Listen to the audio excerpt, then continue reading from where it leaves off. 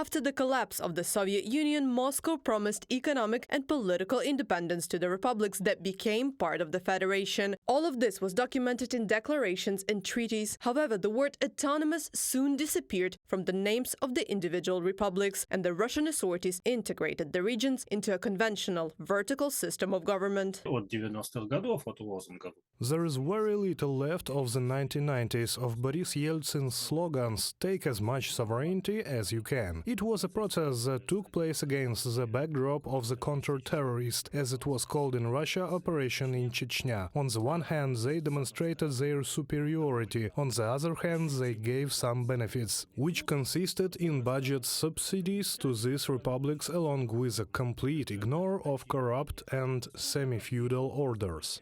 From 2005 to 2012, the Kremlin cancelled the direct elections of governors. They were now appointed in Moscow. In addition to all revenues from the use of natural resources, mineral extraction and value-added tax are now sent to Moscow. As of June 2023, 22 regions of Russia can cover no more than half of their expenditures on their own. Реципиенты.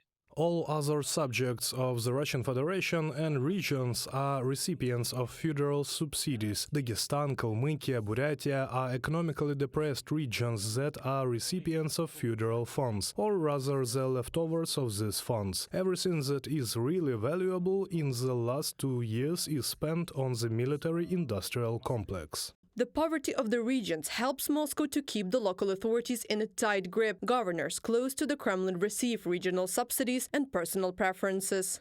All the money goes to Moscow, and Moscow decides who gets how much. And often, gubernatorial election campaigns are based on the assumption that the candidate has good relations with Moscow, which means that it will be easier for him to get preferential treatment for the regions. But this is not a normal attitude. Why should personal relations determine how much money a region gets? Alexandra Garmazhapova, head of the Free Buryatia Foundation, from the publication Inverstka.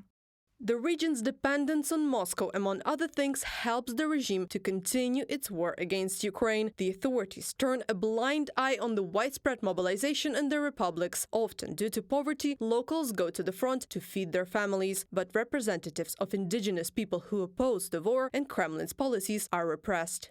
There has always been chauvinism in Russia, but now there is even more of it. We see Russian nationalism being nurtured. All of Putin's ideologists are Russian nationalists. The war with Ukraine is being fought under the slogan of Russian peace. So we see the imperial flag beginning to rise over the state. Ruslan Gabbasov, Bashkir national activist, from the publication Inverstka.